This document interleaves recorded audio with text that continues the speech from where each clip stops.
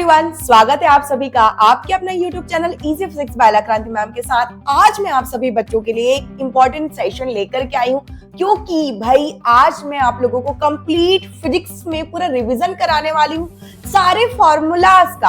हाँ भाई, तो आज का जो एमसीक्यू सेशन है वो फॉर्मूला बेस्ड रहने वाला है और आप लोगों का पूरे 14 चैप्टर के जितने भी फॉर्मूलाज है, मोस्ट फॉर्मूलाज हम लोग जो है यहाँ पर मोस्टली फॉर्मूला जो है वो कवर करने वाले हैं। आप लोगों का पूरा रिवीजन हो जाने वाला है, तो फटाफट हम क्लास को शुरू करते हैं। और जो बच्चे नए हैं चैनल पर, चैनल को सब्सक्राइब करना, बेल आइकॉन हिट करना बिल्कुल भी नहीं भूलेंगे। और जिन बच्चों ने अभी तक मुझे डायरेक्टली कनेक्ट नहीं किया है व्हाट्सएप के माध्यम से, व्हाट्सएप चैनल के माध्यम से, तो आप देख सकते हैं यहाँ पर स्क्रीन पर कि मोर लिंक्स का आप लोगों को जो ऑप्शन दिखाई दे रहा है, यहाँ पर जाकर के अगर आप थोड़ा नीचे स्क्रॉल करेंगे तो इस तरीके से आप लोग जो है 4 लिंक्स देख पा रहे हैं जहां से आप मुझे डायरेक्टली कनेक्ट कर सकते हैं। तो मुझे डायरेक्टली कनेक्ट करना ना भूले, क्योंकि आपकी जो भी फिजिक्स की प्रॉब्लम होगी वो डेफिनेटली मैं सॉल्व कर पाऊंगी।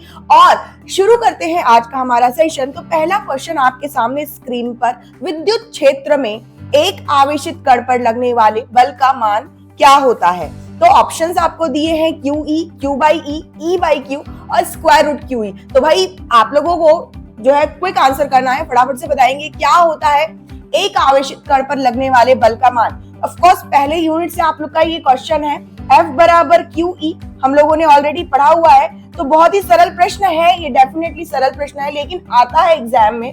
और कल ही जैसे कि बिहार बोर्ड के बच्चों का एग्जाम है, तो आप लोगों को विशेष रूप से जो है प्रिपेयर करना होगा, क्योंकि आप लोगों को इस तरीके के क्वेश्चंस बिल्कुल मिलने वाले हैं। नेक्स्ट क्वेश्चन हम देख लेते हैं, आवेश का पृष्ठ घनत्व बराबर होता है। ऑप्शन ए, कुल आवेश गुणा कुल क्षेत्रफल के, कुल आवेश बटे क्षेत्रफल, कुल आवेश बटे कुल आयतन और कुल आवेश गुणा कुल आयतन।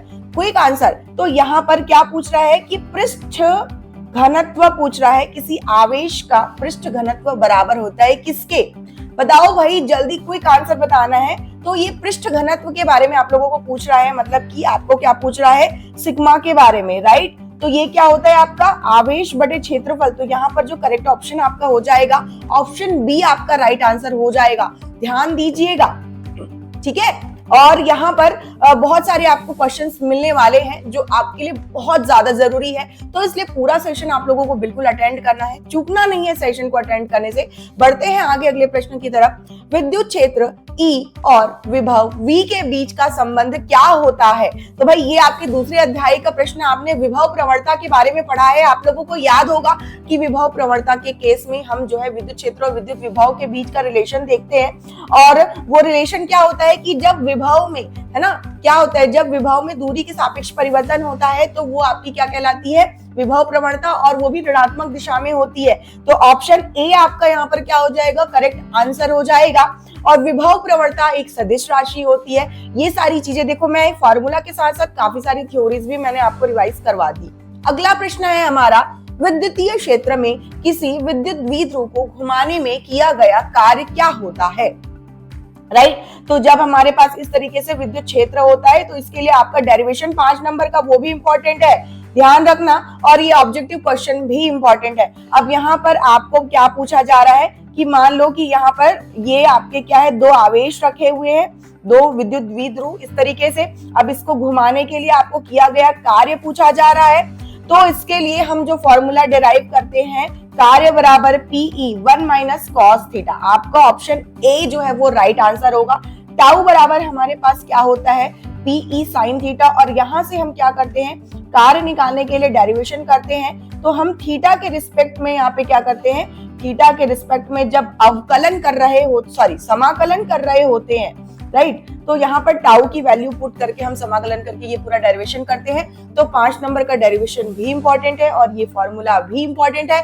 मेरा मकसद है आप सभी स्टूडेंट्स का सक्सेस। तो क्वेश्चन से रिलेटेड जितने पार्ट मैं आप लोगों के लिए कवर कर सकती हूँ वो मैं आप लोगों को कवर कर रही हूँ। फॉर्मूला भी बता रही हूँ, कुछ कॉन्सेप्ट भी आप लोगों को रिवाइज करवा रही हूँ, आपके एग्जाम की बेस्ट तैयारी करवा रही हूँ। अगला प्रश्न है, एक खोखले गोले की त्रिज्या r मीटर है ना, और उस पर आवेश कितना है? Q कूलाम है। उसके केंद्र पर विद्युत विभव कितना होगा? ये आपको पूछा जा रहा है। तो अगर मान लो कि हमारे पास कोई एक खोखला गोला है ना, और इसके यहाँ पर जो है हमने क्या रखा है? आवेश Q रखा है। तो केंद्र पर विभव हमें पूछ रहा है। ठीक है, तो देखो भाई ध्यान दीजिएगा, केंद्र पर जो विभव होगा वो इस एक आवेश के कारण ही होगा। विभव का फॉर्मूला क्या होता है, 1/4 pi epsilon not Q by R। ठीक है, तो विभव की वैल्यू आपकी यही होगी। ऑप्शन में अगर आप देखें तो ऑप्शन सी करेक्ट होगा। यहाँ पर विभव पूछा है, ध्यान दीजिएगा, यहाँ पर क्या पूछा है आपको, विभव। अगर विभव की जगह आपको विद्युत क्षेत्र के बारे में पूछता तो केंद्र पर जो विद्युत क्षेत्र का मान होता है वो क्या होता है, शून्य होता है। खोखले गोले के केंद्र पर विभव का मान, विद्युत क्षेत्र का जो मान है वो शून्य होता है, लेकिन विभव का मान शून्य नहीं होता है, क्योंकि विभव के बारे में हम क्या पढ़ते हैं कि किसी भी सतह पर विभव जो है हर बिंदु पर समान होते हैं, मतलब समविभव पृष्ठ के बारे में हम लोगों ने पढ़ा है। इसलिए इस खोखले गोले के प्रत्येक बिंदु पर आपका विभव एक जैसा ही होगा, समान होगा, जीरो नहीं होगा, विद्युत क्षेत्र जीरो होगा। इस चीज को अच्छे से ध्यान में रखिएगा। ठीक है, बहुत इंपॉर्टेंट क्वेश्चन है ये।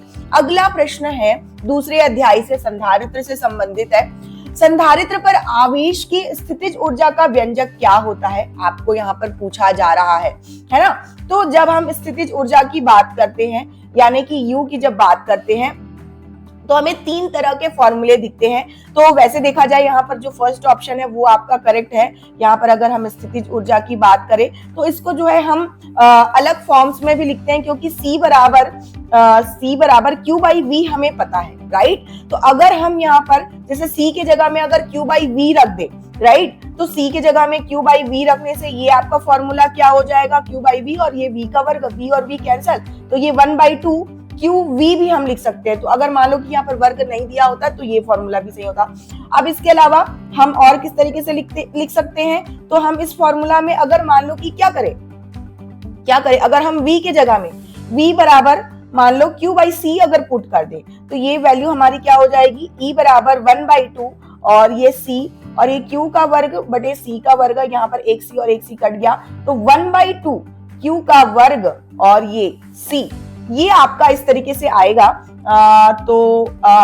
ये आपका 3 तरीके से जो फॉर्मूला है आप वो लिख सकते हैं, राइट। चलो, तो नेक्स्ट क्वेश्चन में हम चलते हैं। अगला क्वेश्चन है हमारा, समान धारिता के n संधारित्रों को पहले हम क्या कर रहे हैं, समानांतर क्रम में जोड़ रहे हैं। समान धारिता के n संधारित्रों को पहले हम समानांतर क्रम में फिर श्रेणी क्रम में जोड़ रहे हैं। दोनों अवस्थाओं की तुल्य धारिताओं का अनुपात हाँ भाई सॉरी, तो दोनों धारिताओं की क्या है, आपको तुल्य अवस्थाओं का अनुपात आप लोगों को यहाँ पर निकालना है। मैं आप लोगों को बता देती हूँ कि मान लो कि जैसे एग्जाम्पल के लिए 2 संधारित्र लेते हैं हम एग्जाम्पल के लिए, तो पहले समानांतर क्रम में जब हम संधारित्र को जो है जोड़ते हैं इस तरीके से, तो इसका तुल्य क्या हो जाएगा 2C। अगर इसी को हम क्या करेंगे, श्रेणी क्रम में जोड़ेंगे, तो क्या हो जाएगा इसका C/2 श्रेणी क्रम में। अब इतना तो पता होगा, डायरेक्ट कर रही हूँ, है ना। अब इनका जैसे कि तुल्य धारिताओं का अगर हम अनुपात ले, तो मान लो कि मैं यहाँ पर क्या करूं, समानांतर और श्रेणी, ठीक है, तो 2C/C/2 इनका अनुपात अगर करूं तो ये मेरे पास क्या हो गया, C और C कैंसल, और ये हो गया 4 मतलब कि देखा जाए तो हमारे पास 2 संधारित्र थे, 4 क्या हो गया आपका 2 का वर्ग हो गया, मतलब ये जो 2 है वो आपका क्या है, n की संख्या। तो अगर हम n के लिए निकाले तो ये आपका क्या होगा, n का वर्ग, और ऑप्शन सी आपका करेक्ट होगा। ठीक है, अगर n संख्याओं की धारिताओं के लिए हम देखें, तो मैं आपको यहाँ पर एग्जाम्पल के तौर पे बताई हूँ, लेकिन ये चीज आपको याद होना चाहिए। सेम चीज आपका जो है रजिस्टर के लिए भी होता है, प्रतिरोध की जब हम बात करते हैं तो वहां पर भी अगर हम इस तरीके से धारिताओं का अनुपात अगर कैलकुलेट कर रहे होते हैं तो वहां पर भी हमारा n² होता है। ठीक है, तो इस चीज को ध्यान रखिएगा। अब अगला प्रश्न है हमारा 5वें अध्याय से, एक लौह चुंबकीय पदार्थ की जो चुंबकशीलता है म्यू, उसका मान क्या होता है। तो म्यू का वैल्यू आप लोगों को बताना है, ये फॉर्मूला भी आप लोगों को याद होना चाहिए। तो ऑप्शन ए करेक्ट होगा, म्यू का मान 1 से कहीं ज्यादा बड़ा होता है, राइट। अगर यही आपका अनुचुंबकीय पदार्थ के लिए पूछता, तो अनुचुंबकीय के केस में जो म्यू का मान है वो आपका क्या होता है, लगभग अप्रोक्सीमेट जो है आपके आसपास 1 के आसपास होता है। लौह चुंबकीय के केस में बहुत ज्यादा बड़ा होता है 1 से, है ना।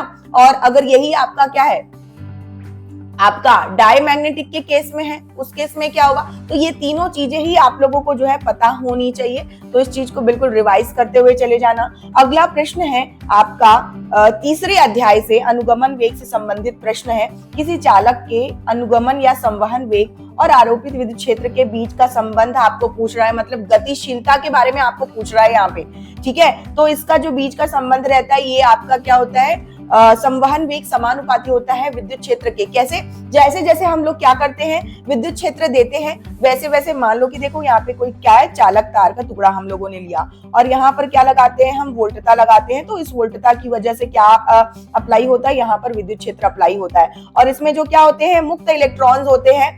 ये मुक्त इलेक्ट्रॉन्स का जो अनुगमन वेग है वो किस पर डिपेंड करेगा, तो कितना विद्युत क्षेत्र हम लोगों ने लगाया है उस पर डिपेंड करेगा, डायरेक्टली समानुपाती रहेगा। तो इस तरीके से ये संबंध आता है। और ये यहाँ से हमको जो कॉन्सेप्ट मिलता है वो क्या मिलता है, गतिशीलता का कॉन्सेप्ट मिलता है, म्यू बराबर वीडी बाई ई, ठीक है। तो आपका बी ऑप्शन यहाँ पे क्या हो गया, करेक्ट हो गया। नेक्स्ट क्वेश्चन तीसरे अध्याय से, किसी चालक से जो प्रवाहित धारा है इसका मान क्या होता है, ठीक है। तो ये भी आपका अनुगमन वेग से संबंधित है कि चालक तार का जब हम क्या लेते हैं, इस तरीके से टुकड़ा लेते हैं और यहाँ पर हम क्या करते हैं, इस तरीके से विभव लगाते हैं, है ना। तो क्या अप्लाई होता है, इनके अक्रॉस विद्युत क्षेत्र अप्लाई होता है और यहाँ पर जितने भी मुक्त इलेक्ट्रॉन्स रहते हैं ये सारे के सारे मुक्त इलेक्ट्रॉन्स क्या करते हैं, फिर एक ही दिशा में जो है, सारे के सारे जो मुक्त इलेक्ट्रॉन्स है वो एक दिशा में जो है आगे बढ़ना शुरू करते हैं। और जैसे ही एक दिशा में आगे बढ़ना शुरू करते हैं तो मुक्त इलेक्ट्रॉन्स की जो दिशा होगी वो विद्युत क्षेत्र के विपरीत दिशा में होगी, तभी हमारा जो कन्वेंशनल धारा का जो दिशा होगा, है ना, वो हमारा क्या होगा, विद्युत क्षेत्र की धारा की दिशा में। और इस धारा के लिए हम क्या करते हैं, पूरा एक डेरिवेशन करते हैं, सूत्र ज्ञापित करते हैं, है कि नहीं।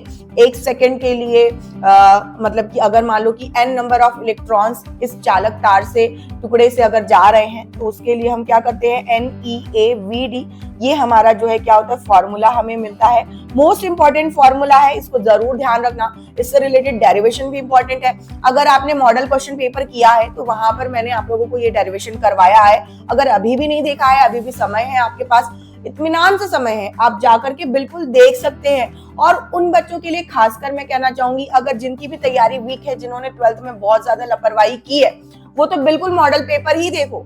होता है कि एंड मोमेंट में अगर आप जो है 10 क्वेश्चन भी परफेक्ट मॉडल पेपर से तैयार करके चले जाते हो ना, तो अच्छे खासे नंबर आप लेकर आ जाओगे, चुने हुए क्वेश्चन अगर आप प्रिपेयर करके जाते हो तो, ठीक है। तो इसलिए आप लोगों को देखना बहुत जरूरी है। और जो बच्चे अच्छे से पढ़ाई किए हुए उनको तो बिल्कुल जरूरी है, क्योंकि आपके लिए तो 100/100 वाली तैयारी चलेगी, है ना। आपके लिए क्या, 100/100 वाली तैयारी, कोई कॉम्प्रोमाइज नहीं चाहिए। मुझे टॉप रैंकर्स चाहिए, मुझे टॉप रैंकर्स चाहिए, ध्यान दीजिएगा, ठीक है। तो अगला प्रश्न हम बढ़ते हैं आगे। विद्युत क्षेत्र ई से लंबवत रखे विद्युत द्विध्रुव का आघूर्ण आपका क्या दिया हुआ है, ई। मतलब कि हमारे पास ये इस तरीके से मान लो कि एक समान कोई विद्युत क्षेत्र है, यहाँ पर आपका जो विद्युत द्विध्रुव है उसको कैसा रखा गया है, क्षेत्र के लंबवत रखा गया है और इसका द्विध्रुव आघूर्ण पी दिया हुआ है, ठीक है। इस स्थिति में द्विध्रुव की स्थैतिक ऊर्जा शून्य मान लेने पर, ठीक है, स्थैतिक ऊर्जा मतलब स्थितिज ऊर्जा को अगर हम क्या करें, शून्य मान ले, तो E और P के बीच कोण की स्थिति में द्विध्रुव की स्थितिज ऊर्जा क्या होगी। अगर मान ले कि जब लंबवत है उस समय आपका क्या है, स्थितिज ऊर्जा, मतलब कि जो हम लोगों ने ये वाला फॉर्मूला डिराइव किया था ना, PE1 - cos थीटा, राइट। तो लंबवत के केस में मतलब 90 डिग्री के केस में ये आपका क्या हो जाएगा, तो इस केस में अगर मान लो कि शून्य मान लिया जाए, है ना, जो आपको प्रश्न में दिया है, इसके अनुसार ध्यान दीजिएगा, जो प्रश्न में आपको मान दिया है इसके अनुसार आपका जो थीटा कोण की स्थिति है, थीटा कोण की स्थिति में आपकी जो स्थितिज ऊर्जा का मान है वो हो जाएगा -PE, राइट। किस स्थिति में, थीटा कोण की स्थिति में। अब ये आप जो है ये आपका जो न्यूनतम का केस है, न्यूनतम स्थितिज ऊर्जा का केस है, अधिकतम स्थितिज ऊर्जा का केस भी होता है, राइट। तो ये सारी चीजें आप लोग जरूर जो है प्रैक्टिस करिएगा। तो मोस्ट इंपॉर्टेंट है, फॉर्मूला भी मैंने बता दिया, गलती से ये अटेम्प्ट ना कर देना, है ना। आपका जो है बी ऑप्शन करेक्ट होगा, ध्यान दीजिएगा। और अगला प्रश्न हमारा, किसी तार का प्रतिरोध R और लंबाई L, अनुप्रस्थ काट का क्षेत्रफल तथा विशिष्ट प्रतिरोध अगर रो हो तो क्या होगा? तो ये तो बहुत सरल प्रश्न है। R का वैल्यू पूछ रहा है, R is equal to rho L by A, आपको फॉर्मूला डायरेक्टली पूछा है इसमें। और कभी कभी आपको प्रतिरोधकता का मात्रक भी पूछता है, तो प्रतिरोधकता का मात्रक ओम मीटर होता है, क्योंकि हमारा प्रतिरोध क्या होता है? ओम। और इसको अगर हम क्या करें, रो बराबर लिखे तो आर ए बाई एल। तो ये बहुत ही आसान चीजें हैं और यहीं से आपका क्या निकल कर आता है, ये आपका मात्रक निकल के आता है प्रतिरोधकता का ओम मीटर, जो कि ज्यादातर पूछा जाता है। रिलेटेड क्वेश्चन था तो मैंने बता दिया, तो क्वेश्चंस के साथ साथ मैं रिलेटेड क्वेश्चंस भी आपको करवा रही हूँ। और फॉर्मूलाज का पूरा रिवीजन आप लोगों का इस सेशन में हो जाने वाला है, जिससे रिलेटेड आपको क्वेश्चंस मिल सकते हैं। जरूरी नहीं है कि मैं आप लोगों को यहाँ पर ऑब्जेक्टिव क्वेश्चंस करवा रही हूँ तो ये क्वेश्चन ऑब्जेक्टिव फॉर्म में ही पूछे। हो सकता है कि 2 से 3 नंबर का सवाल इन टॉपिक से रिलेटेड, जो एक्सप्लेनेशन है उनसे रिलेटेड आपको आए। तो सब चीज की तैयारी आप लोगों की यहाँ पर हो रही होती है, और जहां पर भी आप गलती कर रहे हो उस चीज को जरूर नोट करना। अगर आपने मेरा गाइडेंस वीडियोस देखा होगा तो मैंने आपको वहां साफ साफ कहा है कि भाई अपनी गलती पहचानो, अपनी वीकनेस अगर पहचानोगे नहीं तब तक इंप्रूव नहीं होगा, और 100/100 की तैयारी मुश्किल होगी। फिर मेरे को यहाँ पर 100 आउट ऑफ 100 ये हमारा गोल है, एम है हमारा 100/100, राइट। चलो, तो अपने गोल को अचीव करना ही है, हमारा गोल है 100/100 का, राइट। चलो, अब इस क्वेश्चन को देख लेते हैं कि विद्युत क्षेत्र 0 वाले क्षेत्र में विभव का दूरी के साथ विवरण कैसा होगा।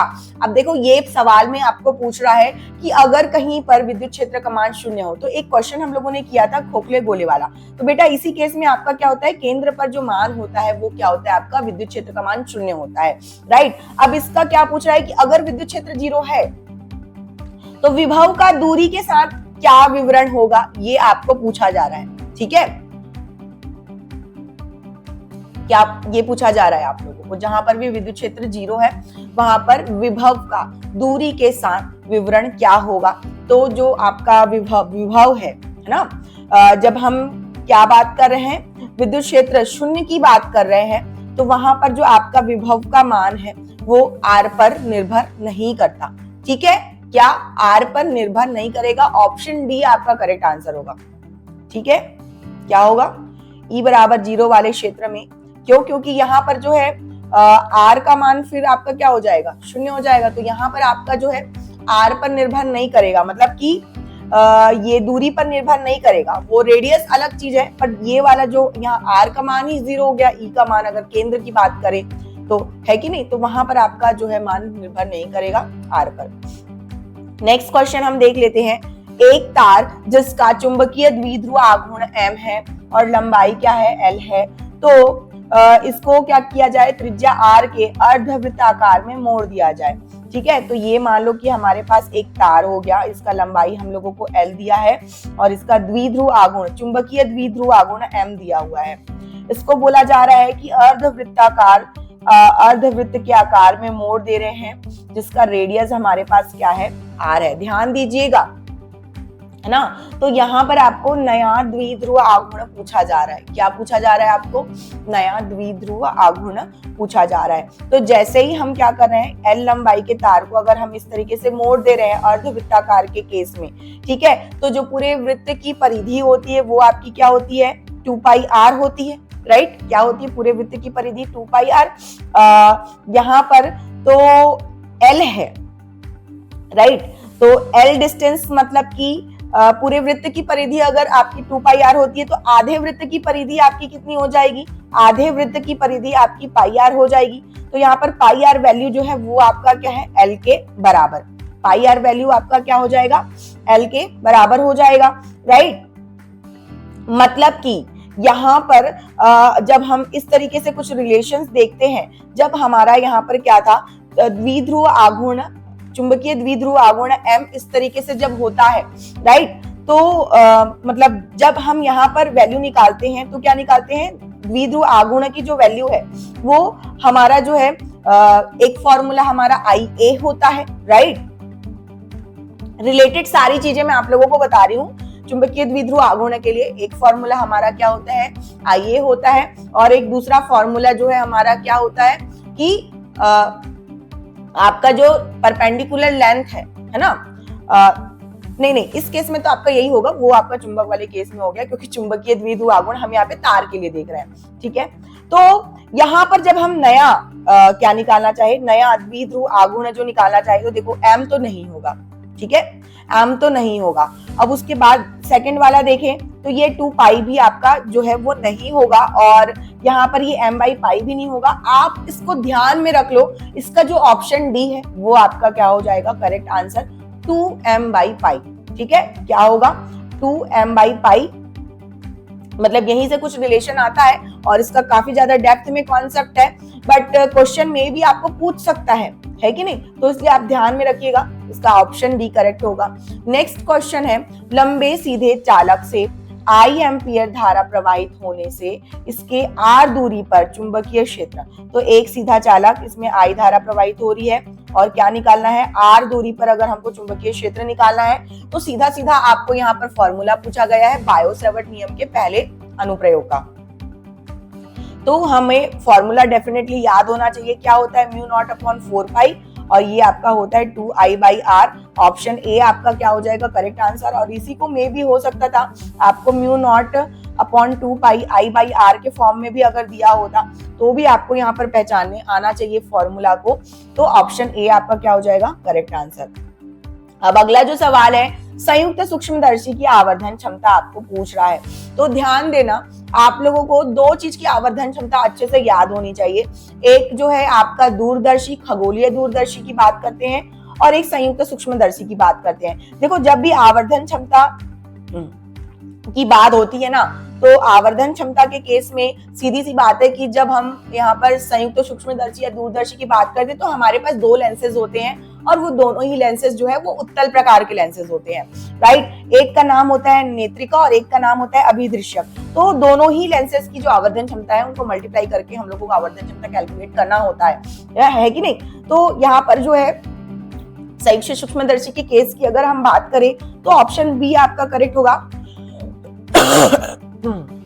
क्योंकि नॉर्मली एक आवर्धन क्षमता का फॉर्मूला आपको ये पता है -V0/U0, पर यहाँ पर हमारे पास जो है अभिदृश्यक के अलावा नेत्रिका भी है। तो नेत्रिका मतलब कि ये वाला पार्ट जो है आपका क्या होता है, 1 + D/FE, और ये वाला पार्ट आपका क्या होता है, -V0/U0। तो इस तरीके से आपका ये फॉर्मूला आता है। डेरिवेशन भी इंपॉर्टेंट है, और आप लोगों को मैंने डाउट सेशन में ये डेरिवेशन ऑलरेडी बताए हुए हैं, तो आई होप आप लोगों को डेरिवेशन याद होंगे। अगर नहीं याद है तो एक बार कॉमेंट सेक्शन में बता देना, आपको अगर हो सके तो करवा दिया जाएगा, राइट। तो नेक्स्ट क्वेश्चन है, चुंबकीय क्षेत्र B का ऊर्जा घनत्व का मान कितना होता है। अब यहाँ पर चुंबकीय क्षेत्र का ऊर्जा घनत्व आप लोगों को पूछ रहा है।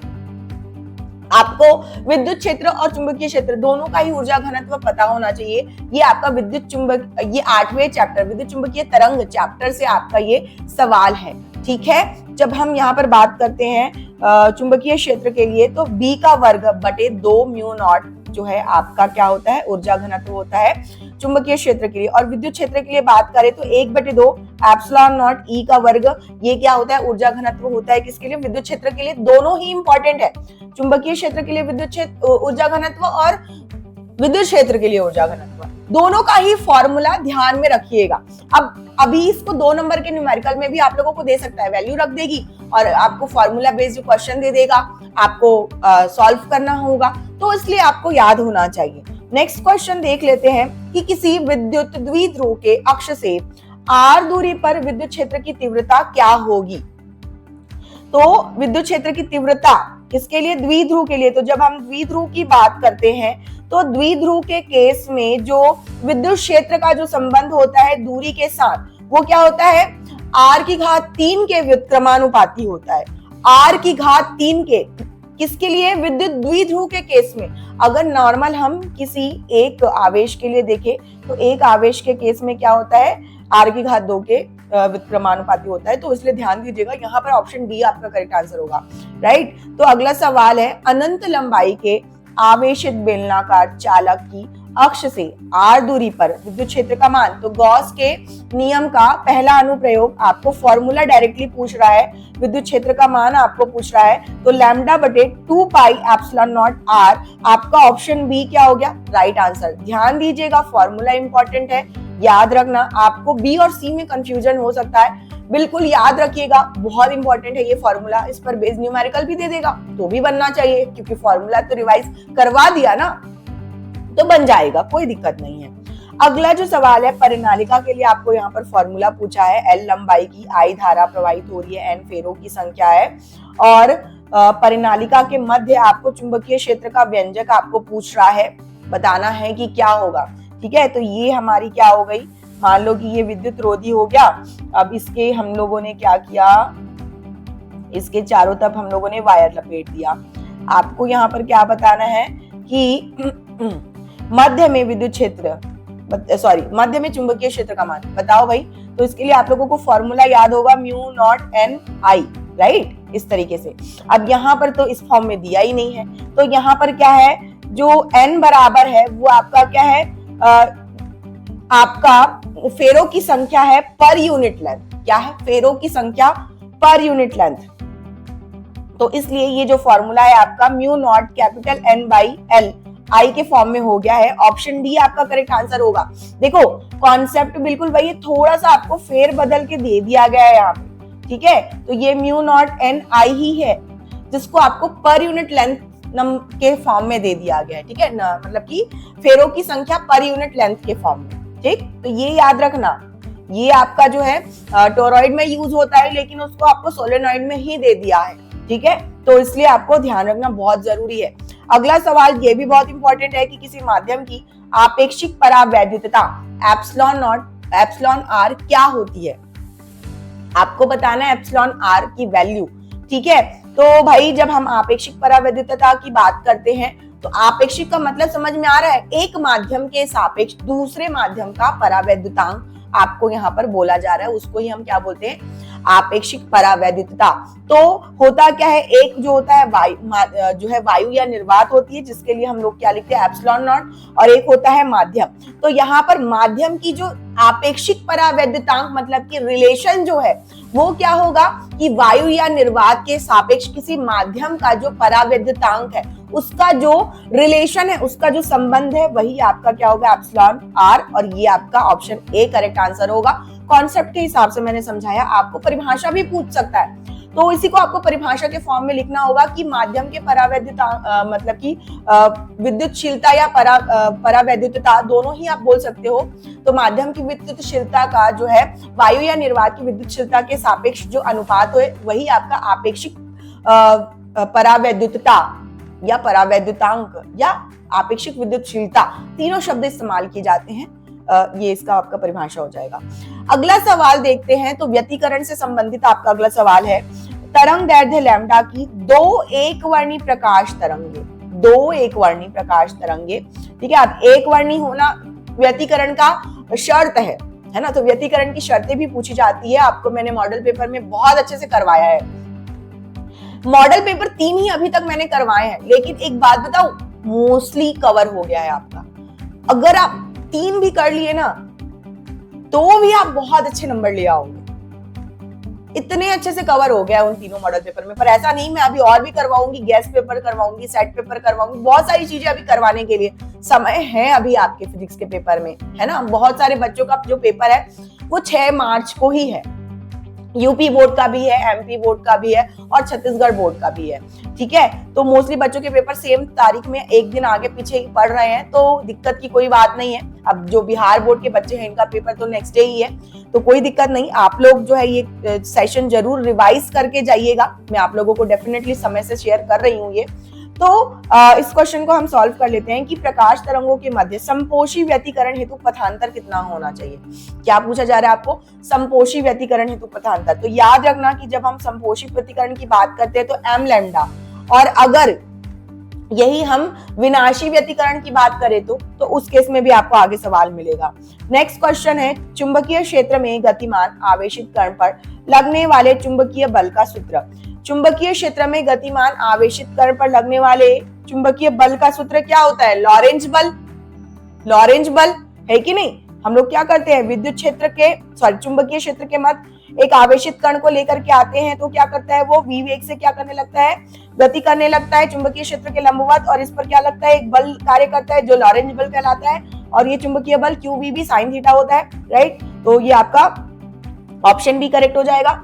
अगला सवाल देखो, अगला सवाल मैं ऑलरेडी आपको जो है समझा चुकी हूँ। यहाँ पर क्या पूछ रहा है कि समानांतर पट्टिका संधारित्र के दोनों प्लेटों के बीच एकांक आयतन में संचित ऊर्जा का मान, ठीक है, एकांक आयतन में संचित ऊर्जा का मान, यानी कि ऊर्जा घनत्व के बारे में ही आपको यहाँ पर पूछ रहा है। तो हमने जो अभी फॉर्मूला देखा था चुंबकीय क्षेत्र के लिए, यहाँ पर वो विद्युत क्षेत्र के लिए भी मैंने आप लोगों को बताया था। क्या होगा आप लोगों का जो संचित ऊर्जा का मान है वो आपका करेक्ट ऑप्शन क्या हो जाएगा, ऑप्शन डी आपका करेक्ट हो जाएगा। यहाँ पर आप लोगों का ऑप्शन ए और डी आई थिंक सिमिलर दिया हुआ है, राइट। तो मे भी हो सकता है कि यहाँ पर ऑप्शन को थोड़ा सा आप चेंज कर लीजिए, है ना। तो ऑप्शन डी आपका क्या है, करेक्ट आंसर है। अगला सवाल जो है हमारा आपका न्यूनतम विचलन कोण से संबंधित सवाल है। पतले प्रिज्म द्वारा न्यूनतम विचलन कोण यानी कि डेल्टा एम का मान क्या होता है, ये बहुत इंपॉर्टेंट क्वेश्चन है। तो बहुत ही सरल भी है, μ-1 इंटू ए, ऑप्शन सी आपका करेक्ट आंसर है। न्यूनतम विचलन कोण का मान होता है। कोणीय वर्ण विक्षेपण और वर्ण विक्षेपण क्षमता में भी ये फॉर्मूला आपका रिलेटेबल होता है, जो कि हम लोगों ने इसके पहले भी रे ऑप्टिक्स पर बेस्ड एमसीक्यूज क्वेश्चन किए थे। वहां पर भी आपका न्यूनतम विचलन कोण से संबंधित वर्ण विक्षेपण और कोणीय वर्ण विक्षेपण और से संबंधित आपके सवाल 3 सवाल आए थे आई थिंक वहां पे। तो इंपॉर्टेंट है, आपको जरूर करना चाहिए। पूरा टॉपिक अगर कवर करना चाहते हो तो मॉडल क्वेश्चन पेपर में देख लेना। नेक्स्ट क्वेश्चन है, यदि किसी स्थान पर विद्युत क्षेत्र की तीव्रता E हो तो उस स्थान पर ए क्षेत्रफल से गुजरने वाले विद्युत फ्लक्स के बीच संबंध। मान लो कि क्या है, विद्युत क्षेत्र की तीव्रता आपकी ई है, तो यहाँ पर अगर मान लो कि ए क्षेत्रफल से ये विद्युत क्षेत्र की तीव्रता गुजर रही है, तो इसके लिए फ्लक्स का जो मान है ये आपको पूछा जा रहा है। तो भाई यहाँ पर जो फ्लक्स का मान है बहुत ही सरल है। आप लोगों को फॉर्मूला याद होना चाहिए कि आपके विद्युत क्षेत्र सदिश और क्षेत्रफल सदिश, ठीक है, विद्युत क्षेत्र और क्षेत्रफल सदिश का अदिश गुणनफल होता है ना। क्या होता है, विद्युत क्षेत्र और क्षेत्रफल सदिश का अदिश गुणनफल, मतलब कि ये भी आपका सदिश राशि है, ये भी आपका सदिश राशि है, और दोनों का हम डॉट प्रोडक्ट करते हैं, मतलब कि अदिश गुणनफल करते हैं। जो फ्लक्स का मान होता है वो हमको अदिश रूप में प्राप्त होता है, जिसका मात्रक आपका क्या होता है, वेबर में होता है, ठीक है। नेक्स्ट क्वेश्चन है तो अगला सवाल डी ब्रॉगली तरंग दैर्ध्य से संबंधित है, जिसमें आपको m द्रव्यमान, q आवेश और कण का जो विभव है वो आपको v दिया हुआ है। डी ब्रॉगली तरंग दैर्ध्य आप लोगों को बताना है। तो भाई मैं आपको रिलेटेबल सारे सूत्र बता रही हूँ। सबसे पहली बात, जो डी ब्रॉगली तरंग दैर्ध्य का सूत्र होता है वो होता है h/p। h यहाँ पर प्लांक कांस्टेंट है और p यहाँ पर क्या है, कण का संवेग। संवेग के लिए हम लिखते हैं mv, ठीक है। और संवेग का जो रिलेशन है, एक और रिलेशन होता है, क्या रिलेशन होता है, वो आपका गतिज ऊर्जा के साथ संबंधित रिलेशन होता है। गतिज ऊर्जा के साथ संबंधित रिलेशन क्या होता है, तो ये होता है आपका √2m और k, कुछ इस तरीके से आपका ये संवेग का रिलेशन होता है। k यहाँ पर क्या है, गतिज ऊर्जा, ठीक है। अब गतिज ऊर्जा, तो अगर हम यहाँ पर बात कर रहे हैं डी ब्रॉगली के केस में, तो काइनेटिक एनर्जी मतलब कि विद्युत जो प्रकाश विद्युत प्रभाव है, वहां पर हम काइनेटिक एनर्जी के बारे में हम लोगों ने पढ़ा हुआ है। EV0 मतलब कि जिसको हम लोग क्या बोलते हैं, निरोधी विभव, और E तो ये एक्चुअल में आवेश और विभव ही है, ठीक है। तो K के प्लेस में हम लोग यहाँ पर क्या लिख सकते हैं, √2m, और ये आप लिख सकते हो QV, इस तरीके से। तो ये सारे फॉर्मूलाज डी ब्रॉगली तरंग दैर्ध्य के लिए होते हैं। अब हम ऑप्शंस में अगर चेक करें तो हमें जो ऑप्शन में फॉर्मूला यहाँ पर दिया हुआ है कि नहीं, तो यहाँ पर m द्रव्यमान और q आवेश का कण v विभव द्वारा त्वरित किया जा रहा है। अब कण की डी ब्रॉगली तरंग दैर्ध्य आप लोगों को बतानी है, ठीक है। तो यहाँ पर जो है ये आई थिंक ऑप्शन में q मिसिंग है, ठीक है। तो आप इस ऑप्शन को कंप्लीट कर लो, आपका सी ऑप्शन करेक्ट होगा, ठीक है। ये सही फॉर्मूला मैंने आप लोगों को बता दिया, कहीं पर भी कोई कंफ्यूजन नहीं है। ध्यान रखिएगा। अगला सवाल जो है आपके तीसरे अध्याय से है। अगर आप किसी दो सेल को जोड़ रहे हो, है ना, किसमें, समानांतर क्रम में, तो आप लोगों को क्या दिया हुआ है कि दोनों सेल का जो विद्युत वाहक बल है E1 और E2 और दोनों का आंतरिक प्रतिरोध R1 और R2 दिया गया है। अगर समानांतर क्रम संयोजन में जोड़ा जाता है तो तुल्य विद्युत वाहक बल का मान क्या होगा। बहुत इंपॉर्टेंट है, याद रखना कि E1 R1 E2 R2 नहीं होगा, बिल्कुल नहीं होगा, बिल्कुल नहीं होगा, ये तो होगा ही नहीं, ये तो होगा ही नहीं। E1 के साथ हमेशा R2 रहेगा, E2 के साथ हमेशा R1 रहेगा। और बाकी सारे फॉर्मूलाज तो बहुत इजी थे, एक यही फॉर्मूला था जो आपको याद रखना होता है, ध्यान रखना होता है। एक्चुअली चीजें आपको याद कब रहती है, मैं सिंपल सी बात बताती हूँ कि अगर आपने अच्छे से समझा हुआ है कॉन्सेप्ट को तो आपको चीजें याद रहेगी, लंबे टाइम तक याद रहेगी, कारण के साथ याद रहेगी, राइट। ऑप्शन बी आपका यहाँ पर क्या हो जाएगा, करेक्ट आंसर। नेक्स्ट क्वेश्चन, इसमें भी आप लोगों को क्या पूछा जा रहा है, तो कण का तरंग दैर्ध्य, मतलब कि यहाँ पर आप लोगों को डी ब्रॉगली तरंग दैर्ध्य जैसा ही कुछ आपको पूछा जा रहा है ना। m द्रव्यमान है, v वेग है ना। कण का तरंग दैर्ध्य मतलब लैम्डा बराबर h/p और p बराबर क्या हो गया, mv, तो ये v वेग है यहाँ पर, तो संवेग की जगह में हम क्या रख देंगे, mv।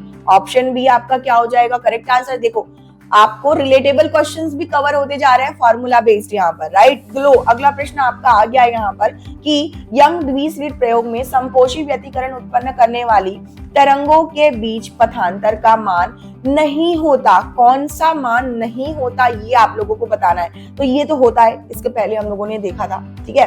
अब 3 ऑप्शंस हैं, इसमें से हमको फाइंड आउट करना है कि कौन सा मान नहीं होता है पथांतर का, राइट। तो ध्यान देना, आपका ये वाला जो मान है ये भी आपका पथांतर का मान होता है और ये वाला वैल्यू भी होता है। कौन सा नहीं होता, तो ऑप्शन डी नहीं होता। तो नहीं होता में आपका कौन सा करेक्ट हो जाएगा, ये ऑप्शन डी आपका करेक्ट आंसर हो जाएगा।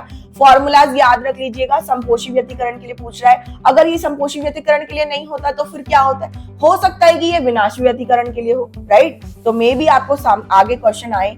अब अगला सवाल हम देखते हैं कि लैम्डा तरंग दैर्ध्य वाले जो फोटोन की ऊर्जा होती है ना, उस फोटोन की ऊर्जा का मान क्या होता है, ठीक। तो E बराबर h न्यू, पर यहाँ पर तरंग दैर्ध्य के फॉर्म में आप लोगों को पूछ रहा है, तो न्यू यहाँ पर क्या होती है, आवृत्ति, और आवृत्ति का तरंग दैर्ध्य के साथ रिलेशन कैसा होता है, तो आवृत्ति का जो तरंग दैर्ध्य के साथ रिलेशन होता है वो व्युत्क्रम का रिलेशन होता है। अगर हम यहाँ पर व्युत्क्रमानुपाती के चिन्ह को हटा दें, ठीक है, तो ये आपका क्या हो जाएगा, ये आपका हो जाएगा आवृत्ति बराबर c बाई लैम्डा। तो यहाँ पर अगर हम आवृत्ति के जगह में रखें तो hc बाई लैम्डा, तो ये ऑप्शन बी हमारा क्या हो जाएगा, करेक्ट आंसर हो जाएगा। तो कॉन्सेप्ट के साथ मैंने आपको आंसर बता दिया है, वैसे आपको ये याद रहना चाहिए डायरेक्टली hc बाई लैम्डा, ठीक। नेक्स्ट क्वेश्चन है हमारा सेकंड अध्याय से संबंधित प्रश्न है हमारा कि एक आवेशित चालक का क्षेत्र आवेश घनत्व, मतलब कि पृष्ठीय आवेश घनत्व आपको दिया है सिग्मा, इसके पास विद्युत क्षेत्र का मान कितना होता है, या फिर दूसरे शब्दों में सेम प्रश्न है, आवेशित गोलीय चालक के अंदर विद्युत क्षेत्र कितना होता है, ठीक है। एक आवेशित चालक का क्षेत्र आवेश घनत्व आपको सिग्मा दिया हुआ है, इसके पास विद्युत क्षेत्र का मान, मतलब कि ये आवेशित चालक है, इसके पास आपको विद्युत क्षेत्र का मान पूछ रहा है, या फिर आपको आवेशित गोलीय चालक के अंदर आपको विद्युत क्षेत्र का मान पूछ रहा है, ठीक है। तो यहाँ पर जो मान होता है ये आपका होता है सिग्मा बटे एप्सिलॉन नॉट। ऑप्शन बी आपका करेक्ट आंसर होगा, ध्यान रखिएगा, ठीक है। अभी यहाँ पर ये क्या पूछा था, एक आवेशित चालक का, तो जब हम यहाँ पर समतल चादर की बात कर रहे हैं तो ये समतल चादर के मतलब आपका क्या है, ये कॉन्सेप्ट संधारित्र में भी यूज किया जाता है। आया कहाँ से था, तो गॉसियन जो गॉस लॉ है हमारा, गॉसियन सरफेस का जो समतल चादर का हम अनुप्रयोग करते हैं वहां से। अगर इसके चादर के अंदर पूछा जाता तो सिग्मा बटे 2 एप्सिलॉन नॉट होता, लेकिन यहाँ पर चादर के पास या फिर गोलीय चालक के अंदर विद्युत क्षेत्र का मान आपका क्या होता है, सिग्मा बटे एप्सिलॉन नॉट होता है। ऑप्शन बी आपका करेक्ट आंसर है। अगला प्रश्न 7वें अध्याय से प्रत्यावर्ती धारा का सवाल है आपका यहाँ पर कि प्रेरकत्व L में बहने वाली धारा अगर क्या है, ये आपका प्रेरकत्व है, इसमें अगर मान लो कि क्या बह रही है, I धारा बह रही है, तो आपको गतिज ऊर्जा का मान पूछा जा रहा है कि गतिज ऊर्जा का मान कितना होगा। तो यहाँ पर गतिज ऊर्जा का मान, क्योंकि धारा बह रही है इसलिए गतिज ऊर्जा कह दिया है, आपने ऊर्जा के वर्ड में वहां पर पढ़ा होगा। तो ये जो मान होता है वो क्या होता है, बताओ भाई, तो ये होगा ऑप्शन बी आपका करेक्ट, एल आई का वर्ग, 1/2 एल आई का वर्ग। अब इससे रिलेटेड न्यूमेरिकल भी आता है, तो फॉर्मूला आपको बिल्कुल रिवाइज हो चुका है। न्यूमेरिकल पूछा तो कैलकुलेशन करना मुझे नहीं लगता कि बिल्कुल भी डिफिकल्ट है। डिफिकल्ट है थोड़ा सा कि आप फॉर्मूला को याद रखो, तो उसके लिए कॉन्सेप्ट के साथ अगर थोड़ा सा रिवाइज कर लो, याद रह जाएगा, बार बार रिवाइज कर लो। एंड आई होप आप लोगों ने मेरे जो मैंने गाइडेंस आप लोगों को दिया है कि भाई शॉर्ट नोट्स मेंटेन रखना, मैं शुरू से आप लोगों को बोलते हुए आ रही थी, तो आई होप कि आप लोगों ने शॉर्ट नोट्स मेंटेन रखा होगा। और अगर नहीं रखा है तो आप लोगों के लिए गुड न्यूज है कि बहुत ही जल्द मैं आप लोगों के लिए माइंड मैप सीरीज लेकर के आ रही हूँ, जिसमें मैं सारे चैप्टर्स के माइंड मैप्स आप लोगों को दूंगी। और वो माइंड मैप आप लोगों के लिए केवल बोर्ड एग्जाम के लिए नहीं होंगे, जो भी तरह का आप कंपटीशन एग्जाम प्रिपेयर कर रहे हो, हर तरह के एग्जाम में आपको वो माइंड मैप काम आएगा, राइट? तो बहुत जल्द आप लोगों को वो सीरीज शुरू होकर के मिल जाएगी। नेक्स्ट क्वेश्चन है, विनाशी व्यतिकरण के लिए पथांतर क्या होना चाहिए? वही जो संपोषी के लिए नहीं होना चाहिए था, ये λ/2 वाला जो पार्ट था वो संपोषी के लिए नहीं होना चाहिए था। ये आपका किसके लिए होता है? संपोषी के लिए होता है। ये बी ऑप्शन आपका विनाशी व्यतिकरण के लिए पथांतर का वैल्यू होता है। ऑप्शन बी आपका क्या हो गया करेक्ट आंसर। नेक्स्ट क्वेश्चन है, एल आर परिपथ में आपको क्या पूछा जा रहा है? एल आर परिपथ में आपको यहाँ पर, अच्छा यहाँ पर तो हम लोग वो लगाते हैं ना, हाँ, एल आर परिपथ में आपको इम्पिडेंस यानी कि जेड की वैल्यू आपको पूछी जा रही है। तो जेड की वैल्यू क्या होती है? आर का वर्ग प्लस आपका एक्सएल का वर्ग, क्योंकि हमारे पास यहाँ पर इसके लिए जो प्रेरकीय प्रतिघात जो है वो एक्सएल, और इसके लिए तो आर ही होता है। एक्सएल की वैल्यू होती है क्या? Omega L. तो अगर हम ओमेगा एल की वैल्यू रखेंगे तो आर का वर्ग और ये ओमेगा का वर्ग और एल का वर्ग, मतलब ऑप्शन डी आपका क्या हो गया करेक्ट हो गया। कंफ्यूज नहीं होना, बहुत ही सरल है और इसका डेरिवेशन भी आसान है। भाई मैं सच बताऊं तो कुछ भी टफ है ही नहीं, अगर आप एक बार अच्छे से पढ़ लेते हो, एक बार अच्छे से समझ लेते हो ना, तो कुछ भी टफ नहीं है। ठीक है, जरूरत है सही शॉर्ट रिवीजन करने की और कॉन्फिडेंस अपना बिल्ड रखना किसी भी हालत में। जैसे कि कोमल ने मैसेज किया था कि मैम अगर आपकी तबीयत खराब हो जाएगी, अगर आप डिमोटिवेट हो जाओगे तो हमारा क्या होगा? तो बेटा मेरी तबीयत खराब हुई है, मैं डिमोटिवेट बिल्कुल भी नहीं हुई हूँ और ना ही मैं आप लोगों को डिमोटिवेट होने दूंगी। मैं बिल्कुल मोटिवेटेड हूँ, बट हाँ हेल्थ है तो वो अप एंड डाउन चलता रहता है, जबकि बहुत ज्यादा ध्यान रखा था। पर क्या ही करें, यहाँ थोड़ा गुड़गांव का तो मौसम ही खराब हो चला है। आज तो बिल्कुल बारिश हो रखी है, पर फिर भी सावधानी मैंने काफी बरती थी, पर कोई बात नहीं, थोड़ा डाउन हो गया, बट अब वापस से मैं ठीक हूँ।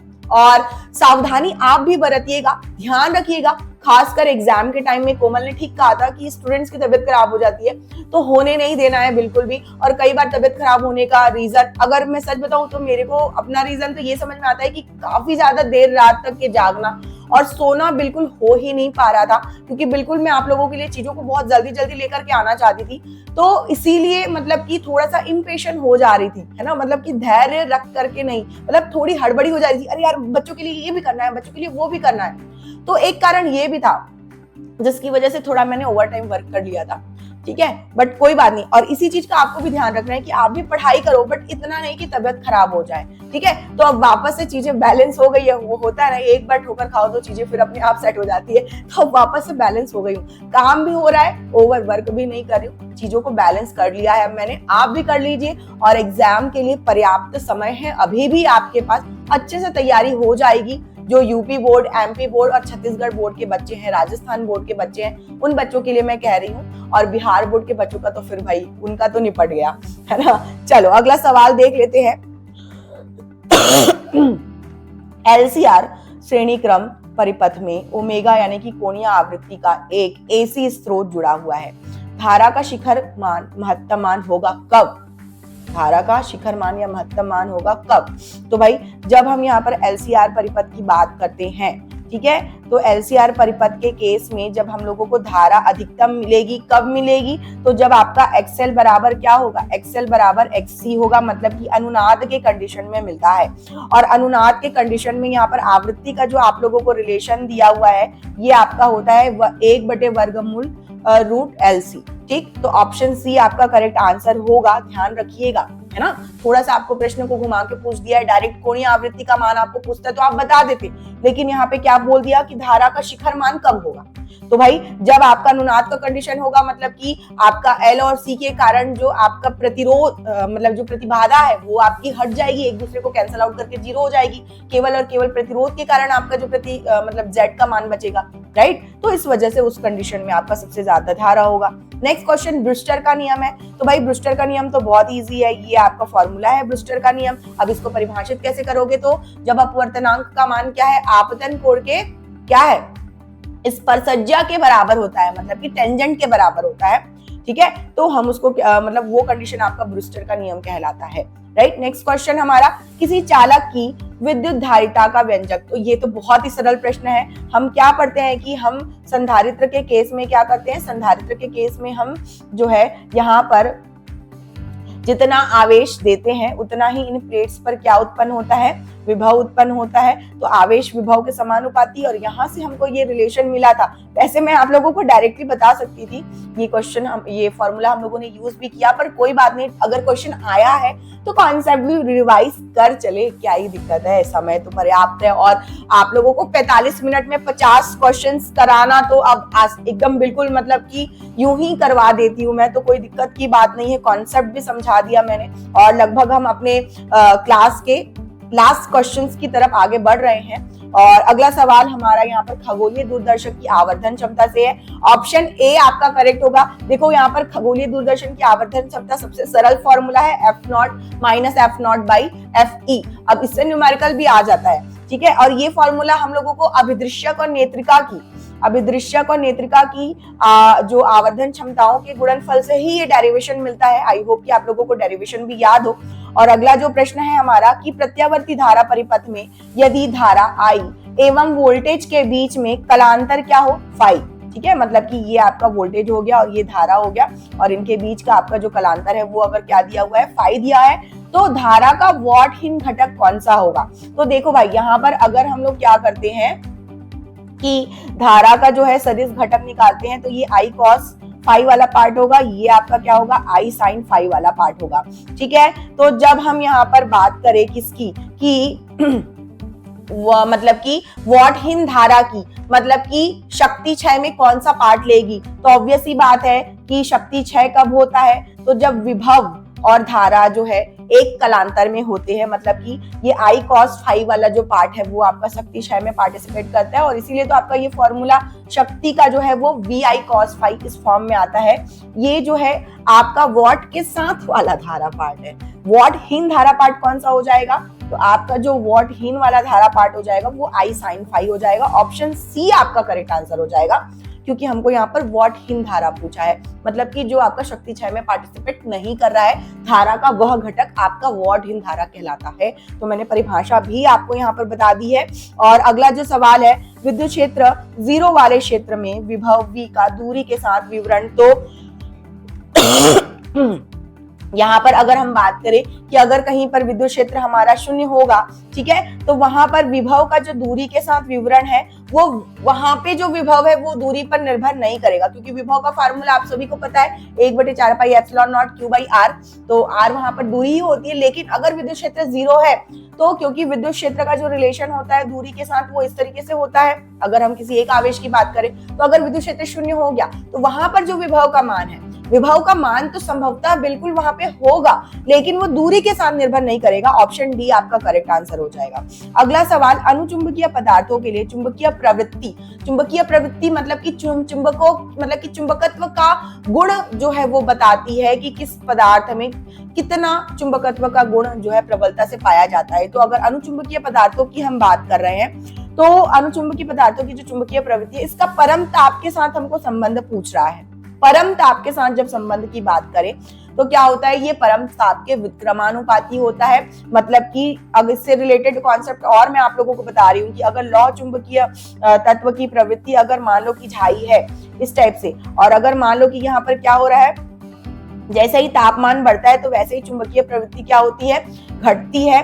और अगर मान लो कि ये क्यूरी ताप से संबंधित भी है आपका, यहाँ पर क्यूरी ताप हम इसको बोलते हैं, टी तापमान, इससे अधिक ऊपर मान लो कि ताप को बढ़ाया जाता है तो लौह चुंबकीय तत्व आपका कहाँ बदल जाता है, अनुचुंबकीय तत्व में बदल जाता है। और वो इसी रिलेशन से ही होता है, इसी रिलेशन की वजह से ही होता है। ठीक है, तो चलो मैंने आपको रिलेटेबल कॉन्सेप्ट भी यहाँ पर फॉर्मूला के साथ साथ समझा दिया है। और अगला प्रश्न हमें पूछ रहा है कि किसी गोलीय पृष्ठ के अंदर यदि प्लस क्यू आवेश रख दिया जाए, ये हमारा गोलीय पृष्ठ है, इसके अंदर हम क्या कर रहे हैं, प्लस क्यू आवेश रख दे रहे हैं, तो संपूर्ण पृष्ठ से निकलने वाले विद्युत फ्लक्स का मान, तो बिल्कुल आपको गॉस थ्योरम यहाँ पर पूछा जा रहा है, क्या होगा, संपूर्ण पृष्ठ से निकलने वाले चुंबकीय फ्लक्स का मान जो उस गोलीय पृष्ठ के अंदर कुल आवेश है उसका 1/ε0 गुना, मतलब ऑप्शन बी आपका क्या हो जाएगा, ऑप्शन बी आपका करेक्ट आंसर हो जाएगा।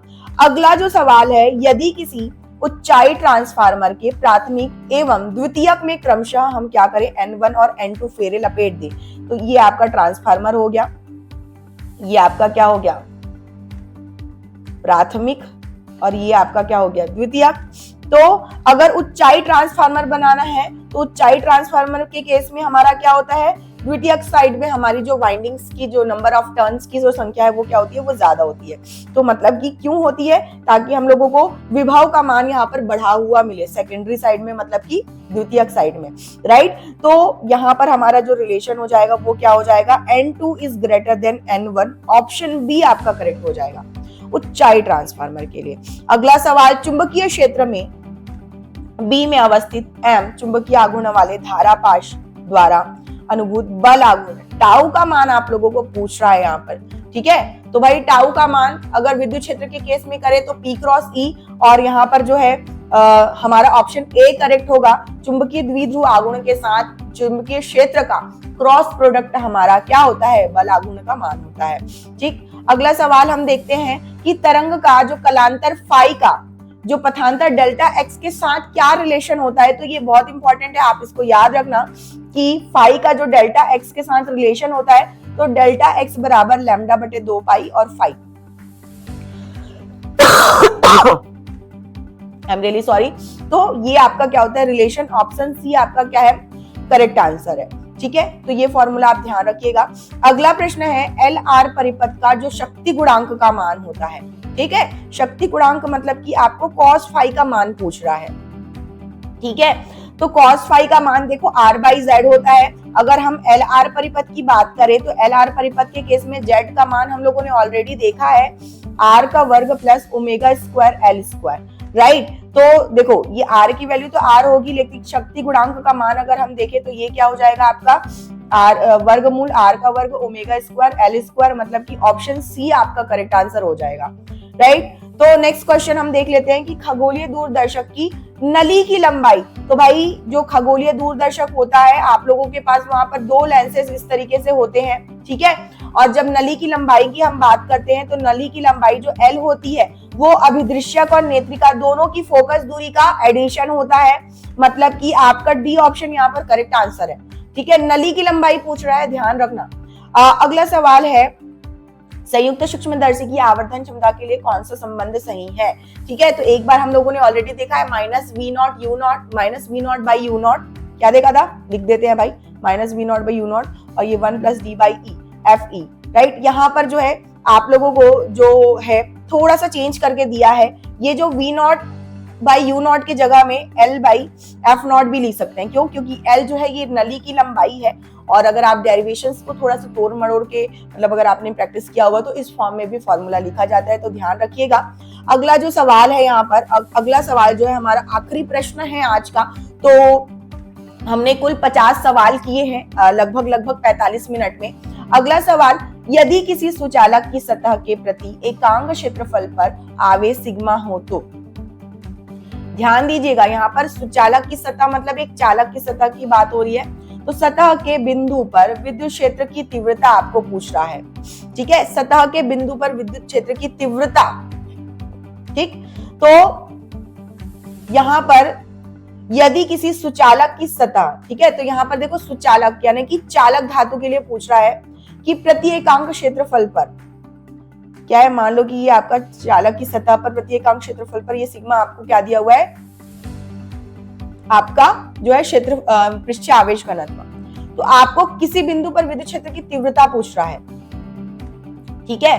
तो जो किसी बिंदु पर जो विद्युत क्षेत्र की तीव्रता होगी वो सिग्मा बटे एप्सिलॉन नॉट होगी, और ये तीव्रता कैसी होगी, तो सतह के लंबवत होगी, ठीक है। तीव्रता हम लोगों ने ऑलरेडी देखा था कि सिग्मा बटे एप्सिलॉन नॉट होता है विद्युत क्षेत्र की तीव्रता, लेकिन वो सतह के लंबवत होता है। ये आप यहाँ पर देख रहे हैं, ऑब्वियस सी बात है, ये सतह से विद्युत क्षेत्र जो निकलेगा, अगर मान लो कि धनात्मक आवेशित सतह है तो क्या होता है, आवेशों से जो विद्युत क्षेत्र रेखाएं हैं वो क्या निकलती है, बिल्कुल बाहर निकलती चली जाती है। तो ये आपका बेसिक कॉन्सेप्ट आपको ध्यान में रहना चाहिए। और जो काफी सारे सवाल है आज मैंने आप लोगों को करवाए हैं आप लोगों के फॉर्मूला से संबंधित, तो पूरे 12th का फिजिक्स का कंप्लीट फॉर्मूला आप लोगों का एमसीक्यू के फॉर्मेट में आज जो है पूरा रिवीजन करा दिया गया है। और इसके अलावा और भी बहुत सारे वीडियोस आप लोगों के लिए चैनल पर मैं ऑलरेडी लेकर आ चुकी हूँ, जिसमें से और बहुत सारे टॉप एमसीक्यूज के सेशन है और मॉडल क्वेश्चन पेपर्स है। तो सारे के सारे वीडियोस जो है आप लोगों को जरूर डेफिनेटली कवर करना बहुत जरूरी है। और अगर अभी तक आप लोगों ने मुझे व्हाट्सएप के माध्यम से कनेक्ट नहीं किया है, व्हाट्सएप चैनल को अगर आप लोगों ने अभी तक फॉलो नहीं किया है, तो डेफिनेटली जल्दी से आप लोगों को फॉलो कर लेना है। आप लोग को लिंक कहां पर मिलेगा ये मैंने आप लोगों को ऑलरेडी स्क्रीन में बता दिया है। तो आज के सेशन में बस इतना ही, नेक्स्ट सेशन में हम मिलेंगे और तब तक के लिए बाय बच्चों।